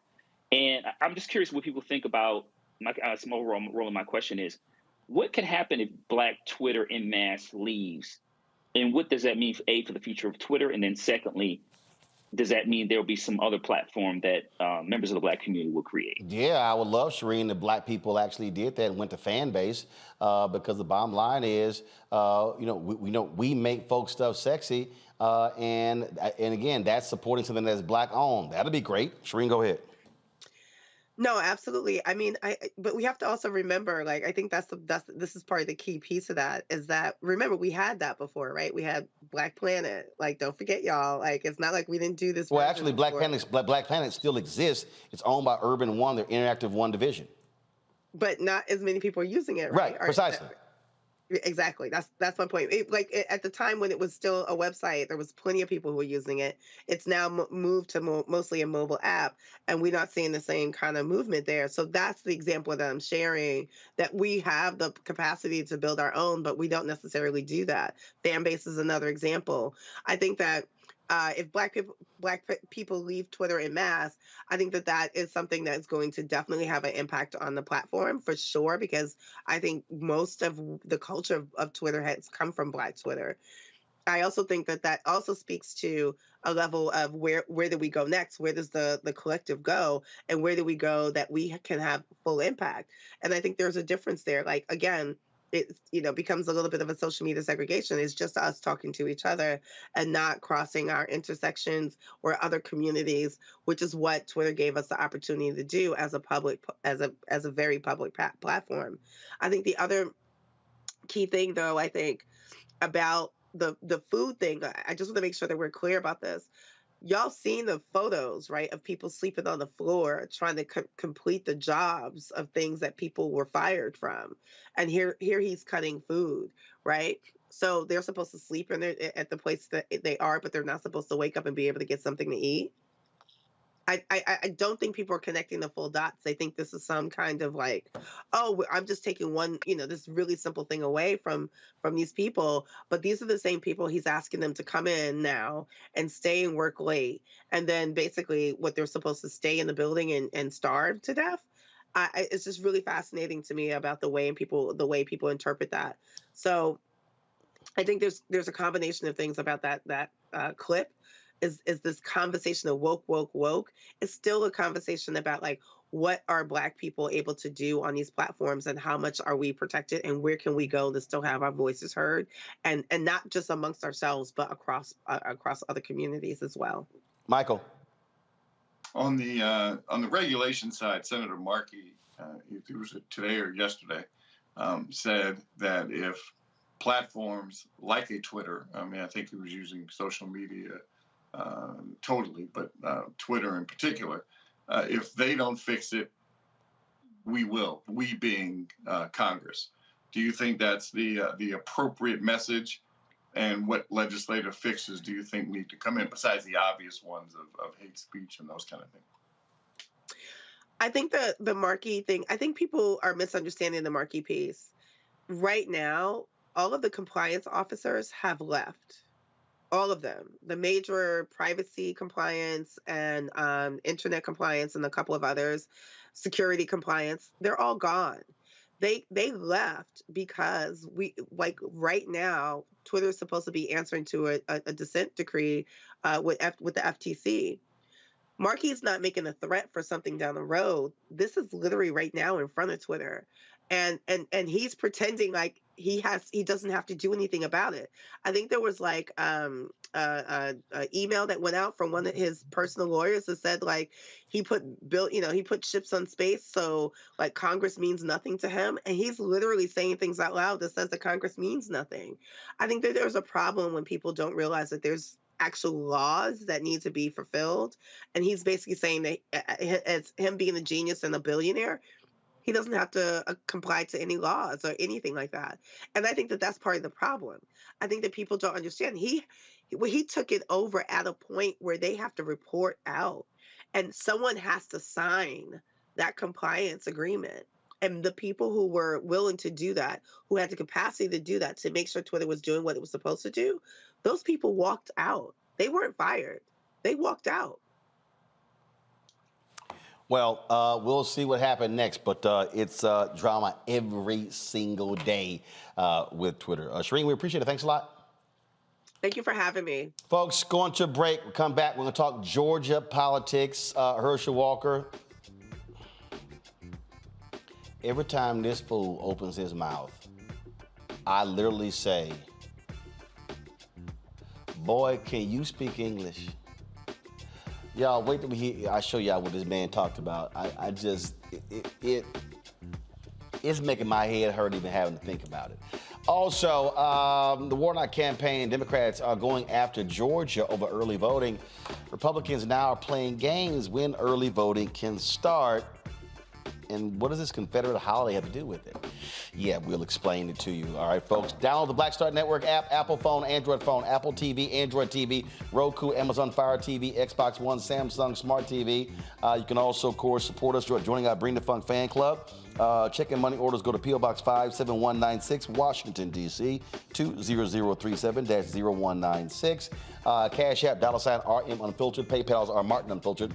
Venmo is RM Unfiltered. Zelle is Roland at RolandSMartin.com. Roland at RolandMartinUnfiltered.com. Shout out Gregory Walker, Damian Blissett, Herman Stooks Jr., David Ferris, David Brown, Marcus Gutner, Joan Warren, Bradrick Bennett, Priscilla Smith, Todd McManus, Charlotta Cummings, Earl, Samelba Lewis, Terry, Allison Aldrich, Corey Pearson.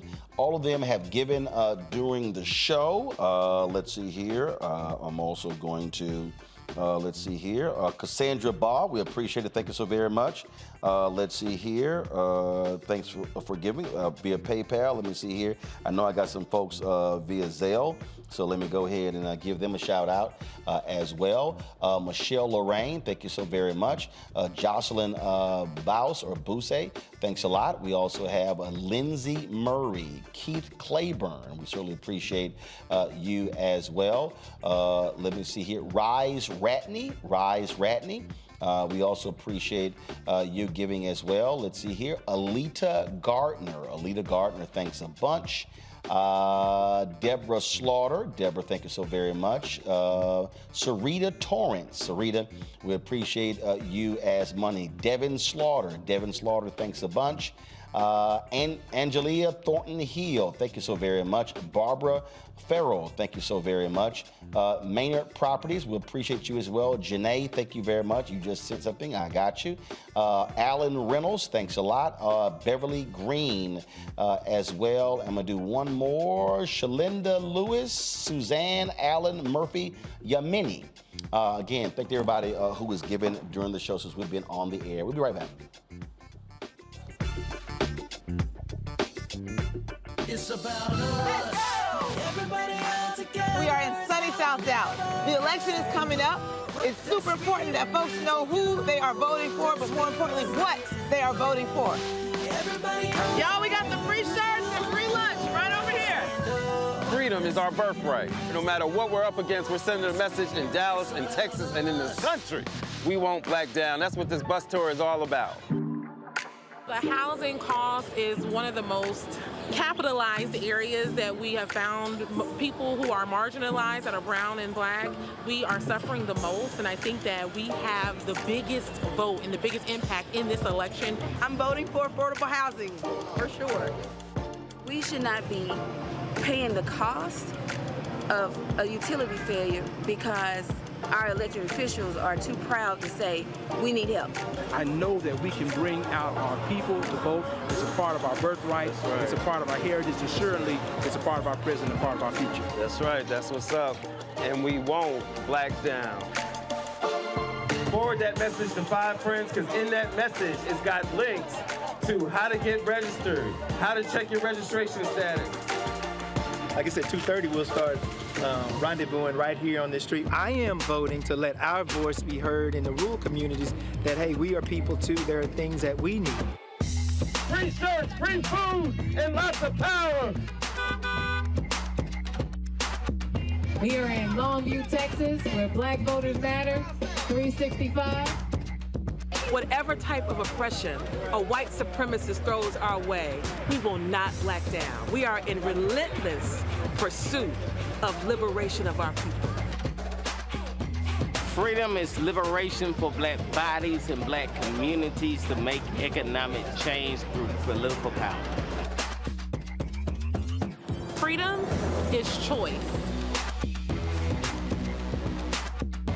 We won't black down. We won't black down. We won't black down, y'all. We won't black down. We won't black down. We won't black down. Hatred on the streets, a horrific scene, a white nationalist rally that descended into deadly violence. White people are losing their damn minds. As an angry pro-Trump mob storms the U.S. Capitol, we've seen shooting. We're about to see the rise of what I call white minority resistance. We have seen white folks in this country who simply cannot tolerate black folks voting. I think what we're seeing is the inevitable result of violent denial. This is part of American history. Every time that people of color have made progress, whether real or symbolic, there has been what Carol Anderson at Emory University calls white rage as a backlash. This is the rise of the Proud Boys and the Boogaloo Boys. America, there's going to be more of this. Here's all the Proud Boys, guys. This country is getting increasingly racist in its behaviors and its attitudes because of the fear of white people. The fear that they're taking our jobs, they're taking our resources, they're taking our women. This is white fear.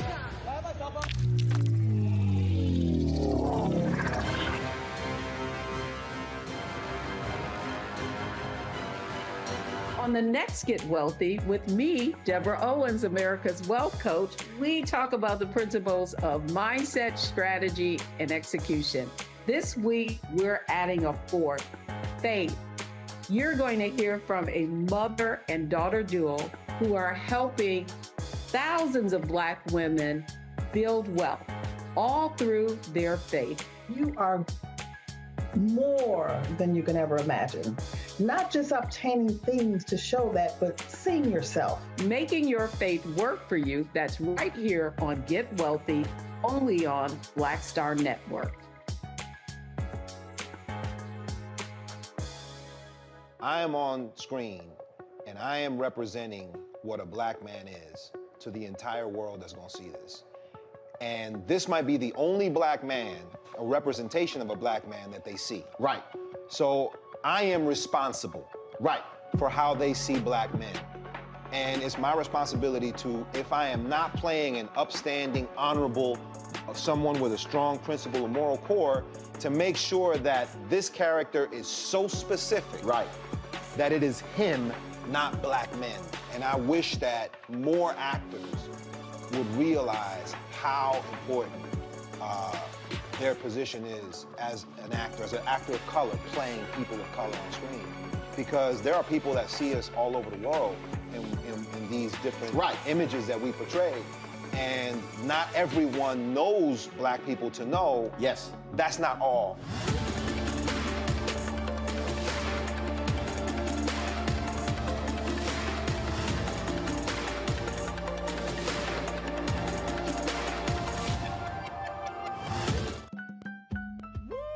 We're all impacted by the culture, whether we know it or not. From politics to music and entertainment, it's a huge part of our lives, and we're going to talk about it every day right here on The Culture with me, Faraji Muhammad, only on the Black Star Network.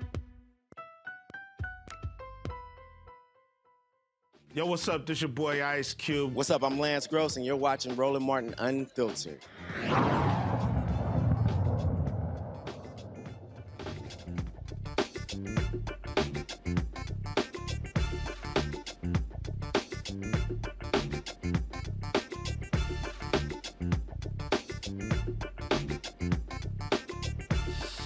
All right, y'all. I have tried my best to just. I'm still just shocked that we even having a runoff in Georgia between U.S. Senator Raphael Warnock and this nutcase Herschel Walker. Folks, he was at a rally, and he was at a rally yesterday, and the topic dealt with gas emissions and green new energy and all of this. And I just got to play this video, and I can't wait to hear what Larry, Rebecca, and Michael has to say. Because what I heard, this is just stupid. Okay, y'all ready? Watch this. I can promise you, Iran, Russia, and they're not talking about trying to charge a tank out in the desert. They're talking about war. And let me tell you this here. If we was ready for the green agenda, I'll raise my hand right now, but we're not ready right now. So don't let them fool you like this is a new agenda. This is not the new agenda. We're not prepared. We're not ready right now. What we need to do is keep having those gas guzzling cars, because we got the good emission under those cars. We're doing the best thing that we can, but we need help.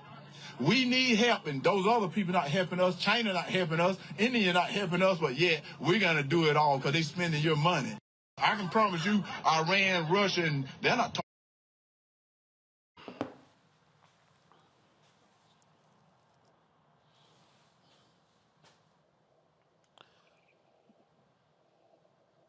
We've got the good. I'm going to play that again because I think some of y'all thought I was joking. Y'all, this is not an SNL skit. This is not an actor portraying Herschel Walker as if he's a Fat Albert character. This is literally Herschel Walker speaking at a rally. No lie, y'all. Okay, let me play it one more time. I can promise you, Iran, Russia, and they're not talking about trying to charge a tank out in the desert. They're talking about war. And let me tell you this here. If we was ready for the green agenda, I'll raise my hand right now, but we're not ready right now. So don't let them fool you like this is a new agenda. This is not the new agenda. We're not prepared. We're not ready right now. What we need to do is keep having those gas guzzling cars, because we got the good emission under those cars. We're doing the best thing that we can, but we need help. We need help, and those other people not helping us. China not helping us. India not helping us, but yeah, we're going to do it all because they spending your money. I can promise you, Iran, Russia, and they're not. Okay. Rebecca, we've got the good emissions onto our cars. So what? I'm still trying to understand what I just watched. Like, I heard him say, we're not ready for the Green New Deal because we're just not ready yet. We have the good gas guzzling cars and we got emissions. So far, okay, yeah, we do have these gas guzzling cars and we have emissions. But I don't understand the point here. Like, really, does he have family? Does he have friends? I would be so embarrassed. Like, his son told us, why this fool running? Who does he show up next week at the Thanksgiving meal? If I said something like that and then I showed up for Thanksgiving next week with my family, I wouldn't hear the end of it. I just don't understand anymore. Like, I get the whole, he was running for power, great, but I just don't understand right now. This just doesn't make sense to me. Like, I just, like, my brain is still, like, if you saw, like, my face, like, now I sound like him. Thank you, Herschel. Michael, I sound like you. Michael, his was so nuts. Well, we're not ready for. I'll be the first one to raise my hand. We're not ready for the. We're not ready for the Green Deal because Republicans are blocking it. Because they're beholden to fossil fuel industry. If they actually get the hell out of the way and make the commitment and put the resources, then we're not having this issue. Then we're not behind. Look, I saw a tweet the other day from a Daily Caller who was trying to criticize America, criticize Democrats because China is now the leader in solar panels. I'm sorry, I can remember when a Democratic president put some solar panels on top of the White House and was ridiculed by Republicans left and right. And then when Ronald Reagan became president, he took the solar panels down that Jimmy Carter put up. And guess what? Solar panels, they are an American invention. And so here you got Republicans and conservatives Well, it's a doggone shame that China is now the leading manufacturer of solar panels in the world because Republicans ridiculed solar panels. That's why. I have a headache from listening to him trying to figure out what he was saying. The first thing I was thinking about was the remember that old commercial? I'm getting an Excedrin headache. I mean, as my other colleague just mentioned, he's an embarrassment. The fact that more than 1.9 million people voted for this clown, and I hate calling another brother a clown, but if the shoe fits, you got to put the shoe on. He's a clown. And 1.9 million people walked into that ballot and said, I want him to represent me in the United States Senate. Wow. I sit here. Okay. I got to do one more, Larry. And again, I don't know what the hell Harris Faulkner is doing on Fox News. I got no idea. So y'all gonna love this one, okay? This like the Politics for Dummies greatest hits. I don't know what it is. All right, so watch this here. Was anyone that was running. They endorsed me because they knew I was going to have their backs. They knew that I would always stand up for them. The Georgia people know I would stand up for them. And I thank Governor Kemp for winning again because he's done some great things for the state. Well, Governor Kemp is he's helping me to run as well. There's a lot of people that believes in this country. They believe in the people, and that's who I believe in. I believe in the people. And from what I've read in the Constitution, it said we the people, not we the government. And Senator Warnock want the government to control your life. And that's one of the things I do not want. I think right now the government has shown they're going to spend your money, they're going to raise your taxes, they're going to give you more crime, they're going to open the border. They're doing things that's not America. They're doing things that's not Georgia. And right now, as I told people, I'm Georgia born, Georgia bred. When I die, I'll be Georgia dead. I love this state. I love this country. And I will always fight for the people and always fight for this country. Well, you know what? I had election night, live audience, voters' voices. And endorse anyone that was running. Okay, first of all, your ass live in Texas. And you've been living in Texas. They recruited you from Texas, and so you ain't even been living in Georgia the last number of years. But, I read the Constitution. It said we the people, not we the government. Larry. So, Roland, a couple things. The Constitution, Larry, literally spells out the government. I mean, it literally spells out the governance of the country. It literally spells out the number of people in the Senate, in the House, what age you can run, the Supreme Court. I mean, it said we the people, not we the government. Go ahead, man.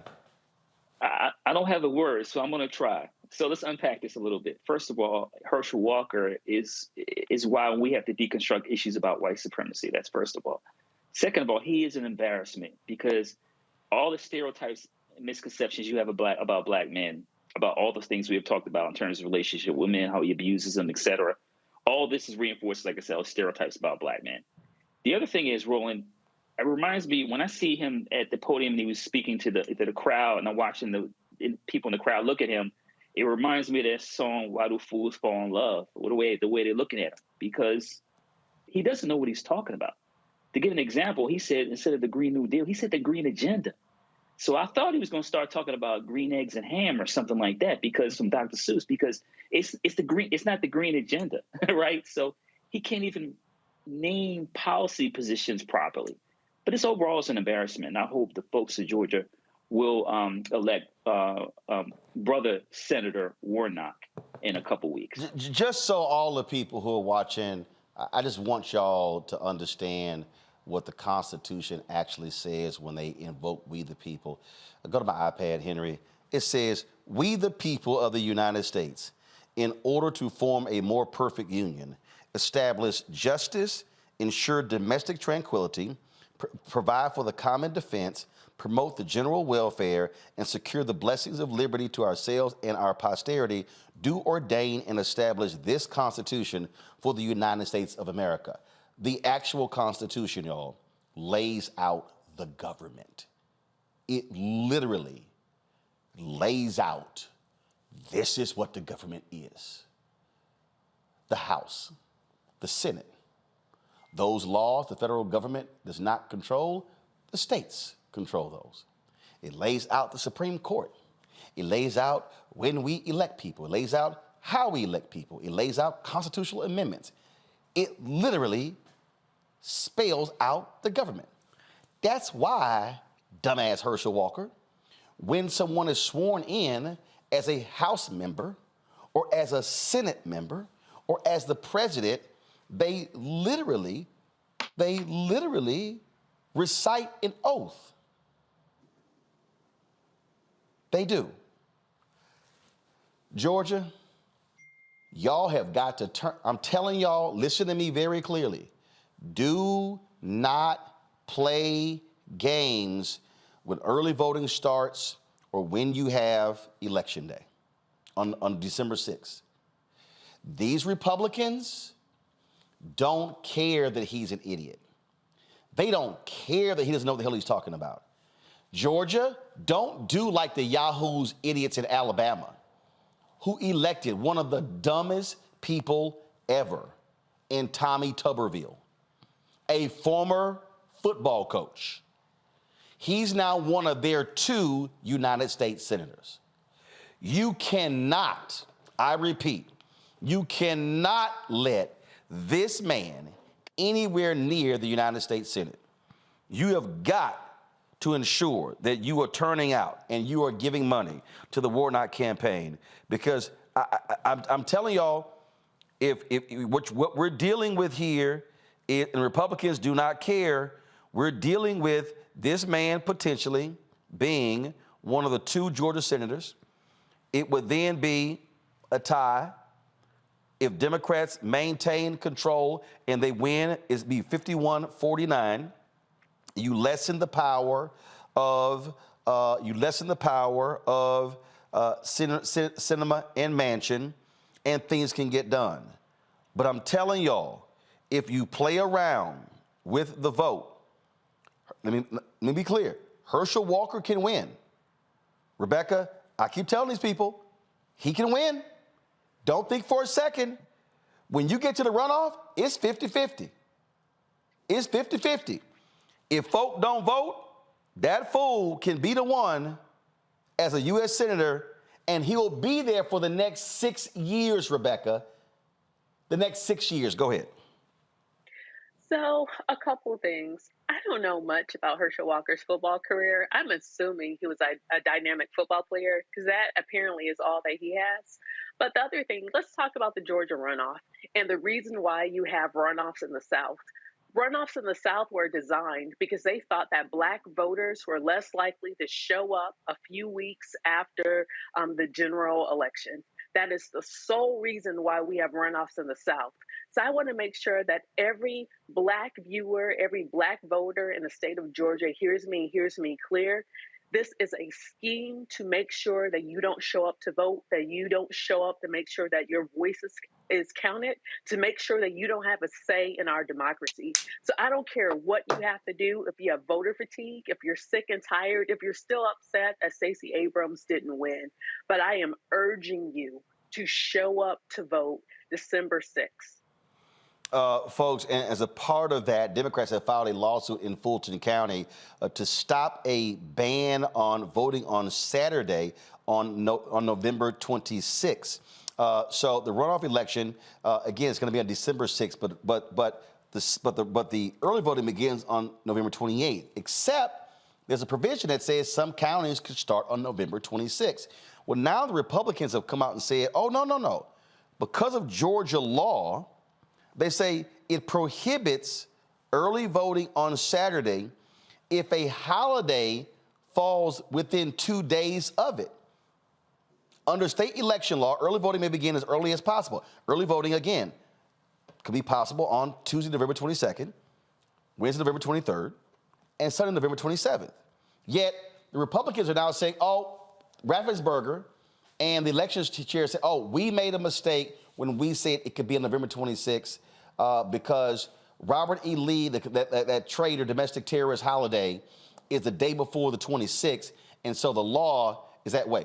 This, Michael, was by design by Republicans. See, this is what I keep trying to explain to people. What other reason would you pass a law that says you can't have voting within 2 days of a holiday? What? Why? Because they saw the calendar.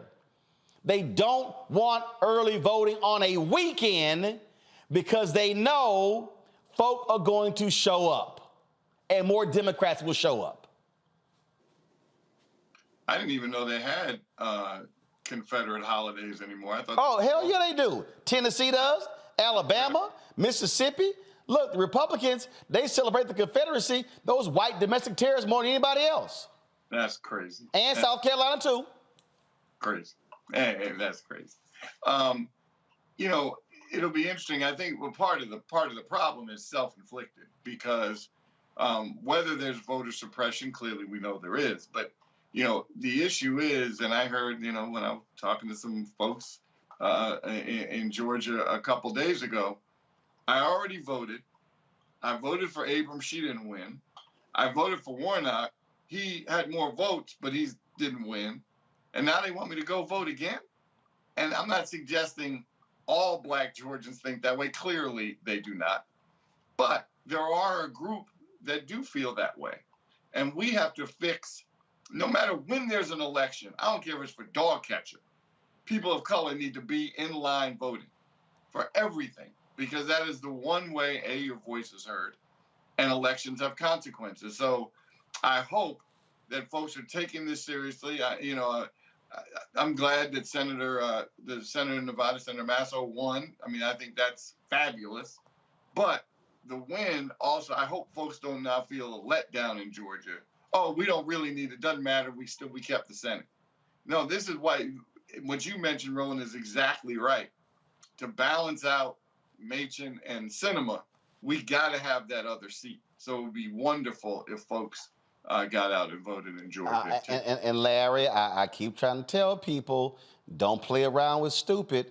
This was Tommy Tuberville running against Senator Doug Jones in Alabama, and this is Tommy Tuberville discussing the Voting Rights Act. Let me say it again, y'all. This is not an SNL skit. This is real. And this idiot is sitting in the United States Senate right now, representing Alabama, home of the Black Belt, the cradle, if you will, the cradle of voting rights. I'm setting up for y'all. So, y'all, this is real. Listen. The thing about the Voting Rights Act is, it's, you know, there's a lot of different things you can look at it as. You know, who's it going to help? You know, what direction do we need to go with it? I think it's important that with everything we do, we keep secure. We keep an eye on it. It's run by our government, and it's run to the point that it's got structure to it. It's like education. I mean, it's got to have structure. Now, for some reason, we look at things to change, to think we're going to make it better, but we'd better do a lot of work on it before we make that change.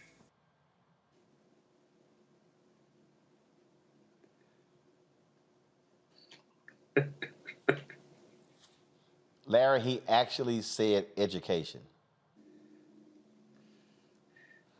Go ahead. Listen, please do not ask me to interpret what he was trying to say, because I have no idea what he was talking about. He could have talked about the fact that, you know, the Voting Rights Act, and essentially is kind of Jim Crow in America, or he could have talked about, you know, the impact the 2013 Supreme Court case had on the Voting Rights Act. But listen, we won't get into that. And listen, bro, in terms of Tuberville, he was a much better coach than he is U.S. Senator. And that is not the only clip that I've seen from him say something that makes absolutely no sense. But once again, this is our U.S. Senator. and also see a theme here for not only Tuberville being a former coach, but also Herschel Walker being a former player. So listen, let the folks who want to coach and be pro athletes, let them retire and go play golf. But we should not allow them to be U.S. Senator. And listen, we cannot have Herschel Walker for the next six years, be one of two U.S. senators from the state of Georgia. And Roland, the other point is about, we're more looking at 50-50 in terms of Senate. It's better to be 51-49, because then we take out some of the nonsense from some of the other U.S. senators we've already mentioned, and also allows Democrats to continue to work for the future to padding that number over the next couple of years. So we need black folks and folks in general in Georgia to vote for Senator Warnock so that we can be 51-49. I literally, Rebecca, that was an actual audio of Tommy Tuberville. It was very disjointed, but he told off on himself with that, and with the first line. He said that with the Voting Rights Act, we need to understand who is targeted to help. Who is it supposed to be helping? And I think in that he told off on himself, even though the rest of what he said was discombobulated and very disjointed and a bunch of non sequiturs. But that's what this is about. I know sometimes some of your viewers and just people in general might be tired of hearing the whole black thing or the whole white and black thing. But let's talk about when it comes down to voting rights in this country. This is about making sure at its root, it was always about making sure that black folks weren't full actualized citizens in this country, that we didn't have a full right, even though we were here at the beginning as well. But it's to discount us in the history and the making and the foundation of America. And so a lot of these folks who are against making sure that we have a strong Voting Rights Act, a lot of folks who are on the side of Shelby, a lot of those folks, those folks who were who supported gutting the Voting Rights Act, sections 3 and 5, it's because they don't want black people voting. So let's be clear. I know some of the people in this scheme now don't want young people voting. They don't want the elderly voting. They don't want the poor voting. They don't want other communities of color within communities of color. But when we look at black folks in this country, that's what this thing was about, was making sure that black folks in this country didn't have the right and the full agency under this Constitution in this very country. I'm just telling y'all. All right, folks, got to go to break. We come back, our marketplace segment. Puzzle Company emphasizes the importance of black art. We'll break that thing down next in our segment, of course, where we focus on black-owned businesses. You're watching Roland Martin Unfiltered right on the Black Star Network. We'll be right back.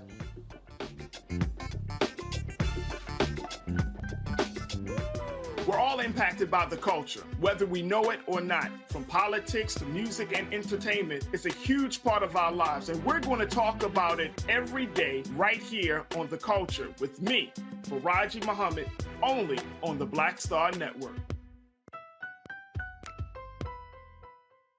I am on screen, and I am representing what a black man is to the entire world that's going to see this. And this might be the only black man, a representation of a black man that they see. Right. So I am responsible. Right. For how they see black men. And it's my responsibility to, if I am not playing an upstanding, honorable, someone with a strong principle and moral core, to make sure that this character is so specific. Right. That it is him, not black men. And I wish that more actors would realize how important their position is as an actor of color, playing people of color on screen. Because there are people that see us all over the world in these different images that we portray. And not everyone knows black people to know. Yes. That's not all.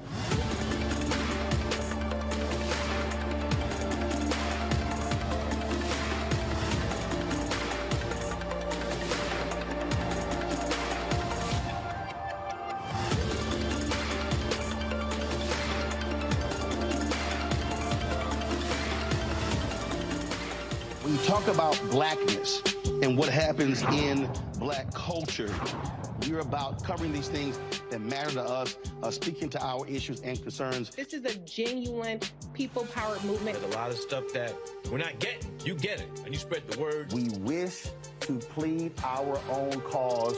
Too long have others spoken for us. We cannot tell our own story if we can't pay for it. This is about covering us. Invest in Black-owned media. Your dollars matter. We don't have to keep asking them to cover our stuff. So please support us in what we do, folks. We want to hit 2,000 people, $50 this month, raise $100,000. We're behind 100,000, so we want to hit that. Y'all money makes this possible.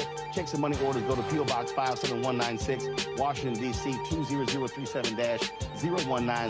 The Cash App is $RM Unfiltered. PayPal is R Martin Unfiltered.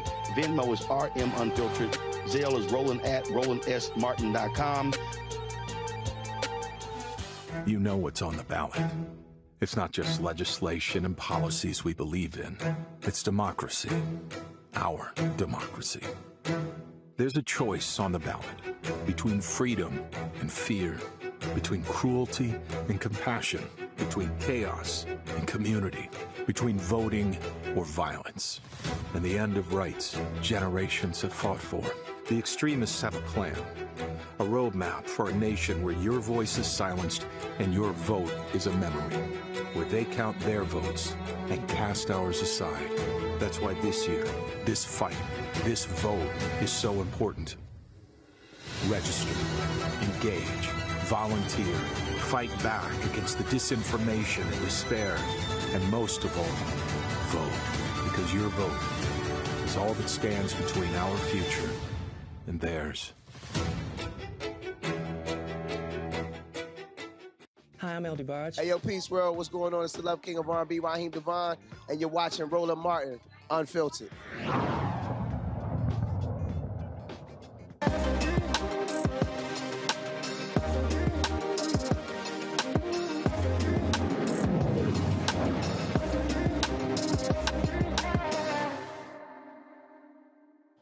Of course, in our marketplace segment, we always are talking about Black-owned businesses in terms of their products. Well, guess what? Today's guest deals with puzzles. That's right. Now, we've talked about puzzles before, but what they're doing is emphasizing Black art as a part of that. Pretty cool, huh? When you think about that, it's a unique way to get people interested in the art. And guess what? Some $2 billion is spent every single year on puzzles. The company's called Dope Pieces Puzzle Company, and the firm's The Narrative of Black Lives. Chris Hale is the founder and founder and CEO of Dope Pieces Puzzle. Joins us now from Atlanta. So where did the idea start from? Hey, well, I was a puzzler since I was 5 years old. And as I got older, I had a hard time finding puzzles that represented me, people that looked like me, or the culture. I had a really good friend who was an artist, and he was getting ready for a show. He showed me an image of this beautiful Black woman, and it automatically resonated with me. And I was like, this is what we're going to do next. Dope Pieces was born from that. You know, when we think about it, so you're obviously trying to solve the puzzle, but it's also teaching and educating and giving people an appreciation of Black art. How many different puzzles do you have? Currently, I have 11 that are available, and we're going to release another 2 to 3 in early January. So always looking for new artists, but absolutely, it is connecting people with art. It's introducing people to art in a new way. It's a conversation piece and a way to bring people together over something beautiful. Absolutely. Questions go to my panel. Rebecca, I'll start with you. Rebecca? Rebecca, you first up with a question. Sure. So can you tell us how we can access your art and get it? Absolutely. You can go to the website, which is dopepieces.art. We are also located in a few stores. If you go to the website, they're listed on there. We're in the Denver Art Museum. I just did a drop-off at the King Center. We're also in Village Retail in Atlanta and a few stores in Maryland. But you can go to the website first. Thank you. And then I have a follow-up question. I noticed like some of my friends, like even like for mental health during the pandemic, they really got into puzzles. And so has that really impacted some of the work that you're doing and with the interest in using this art for puzzles? So I'll tell you honestly, so the pandemic did not affect dope pieces as much as George Floyd. When he passed away, a number of people were looking to support Black-owned companies, and they were also looking for themselves within their hobbies. And so that's actually what turned around dope pieces. And it really is an opportunity for people to see themselves reflected positively. And it was something that we really, really were looking for at that time. And even with the pieces that are coming up, the image it's showing right now, the journey, it's a family that, you know, is moving forward, the history lesson, and these beautiful pieces by Patrick Doerr, it's an opportunity for people to see themselves and have a positive interaction with art and with the people that they're working the puzzles out with. It's been a really good experience. Larry. Yeah, you talked about, you know, in terms of, you know, during the George Floyd, right after post George Floyd, in terms of some of the growth we've seen, people want to support Black-owned businesses. We've seen a lot also the last 2-3 years in terms of like these large corporations like Target, et cetera, supporting Black-owned businesses. And I was curious to see if you've had any of these, you know, entities, large corporations reach out to you, any current or future partnerships. Well, absolutely. So I just finished the Target Accelerator program, which they focus on Black and brown businesses that usually don't have the opportunity to get the information that's needed. But absolutely, I've had conversations with the Hawks. I've spoken to people with Target. Actually, I am I'm at Disney World right now, where they are doing segments in an intensive with Black-owned businesses. So absolutely moving into those avenues and taking advantage of every opportunity. Michael. Ms. Hale, congratulations. Keep up the good work. Thank you. What did you say the website was again? It is dopepieces.art. Dopepieces.art. Dopepieces.art, yes. And then follow me on social media under Dope Pieces Puzzle Company or Dope Pieces. And I live in D.C. Where in Maryland are you located? I know it'll be on the website. So there's a store, Couples Tea. They have another location they just opened, and then Sips. So it's listed on the website. So they're now in 4 locations in Maryland. Got it. Well, keep up the good work. The art looks wonderful. Thank you. And I'm so proud. So keep up the good work. Thank you. I appreciate it, and I appreciate the opportunity to speak with everybody today. All right, folks. Again, Dope Pieces Puzzle Company. Check it out. If you like to put together puzzles, here's a interesting way to do so, and also educating yourself and appreciating Black art. Thanks a lot. Thank you. I appreciate it. All right, folks. That is it for us. I am traveling to Las Vegas tomorrow for a conference. Monique Preston is going to be sitting in for me. I'll be here Thursday from Las Vegas, so look forward to that. Folks, don't forget, if you want to support us in what we do, download the Black Star Network app, available on all platforms: Apple phone, Android phone, Apple TV, Android TV, Roku, Amazon Fire TV, Xbox One, Samsung Smart TV. Also, you can support us by joining our Bring the Funk fan club. Your dollars make it possible for us to do what we do. With that segment, you see we feature every Tuesday Black-owned businesses. Every Monday, our Fit, Live, Win segment is, of course, dealing with the issues of health and wellness. And then, of course, Tech Talk is on Wednesdays. Education Matters is on Fridays. Plus, we have our floating segments, our Where's Our Money segment. Remember, you're also supporting this show and 5 other shows on the Black Star Network. And so it's a lot that you're getting for your donation, and so we certainly appreciate if you do. Send a check and money order to P.O. Box 57196, Washington, D.C. 20037-0196. Cash App is $RM Unfiltered. PayPal is R Martin Unfiltered. Venmo is RM Unfiltered. Zelle is Roland at RolandSMartin.com. Roland at RolandMartinUnfiltered.com. And be sure to get your copy of my book, White Fear: How the Browning of America is Making White Folks Lose Their Minds. Available at Ben Bella Books, Amazon, Barnes & Noble, IndieBound, Bookshop, Chapters, Books A Million, Target. You can also download the book on the app Audible, or you can order through your favorite Black bookstore. Again, to my panel, thank you so very much. Always glad to have y'all on the show. Thanks a bunch. Folks, that's it. I will see y'all tomorrow right here, Roland Martin Unfiltered, Black Star Network. Y'all know how we always end the show. Also, first of all, let me thank all of y'all for the birthday comments, text messages, videos. Appreciate all of that. Let me say this here, folks. I know a lot of people get caught up and they think, oh my goodness, people keep asking me what you do on your birthday. Let me actually show you this. Last night, of course, I went to the dinner that took place. It was held at the Four Seasons in Houston. It was honoring my man Chris Tucker. And so we had a great time with him, Dr. Ruth Simmons, the president of Prairie View A&M University. She gave Chris the President's Award. They also, so he spoke to the students that day, and so they were there also celebrating. And so always good to see my man Chris. Great dinner last night, so congratulations on all that he has done for Prairie View A&M University, and Dr. Ruth Simmons, who is doing an amazing job. She steps down, retires in June as a president of Prairie View A&M University, so I appreciate her inviting me to that dinner. And so that's how I celebrated my birthday. And I tell folk, you don't have to sit, you can party later. You don't have to do stuff on the day of your birthday, but we still get the work in. And so it was great to be in my hometown, Houston, seeing him, but also seeing my frat brother as well, the mayor of Houston, Texas, Sylvester Turner. We saw him as well there last night. So let me go ahead and give my man Sylvester, Michael, my alpha brother, just in case you are confused, Michael, how we do it.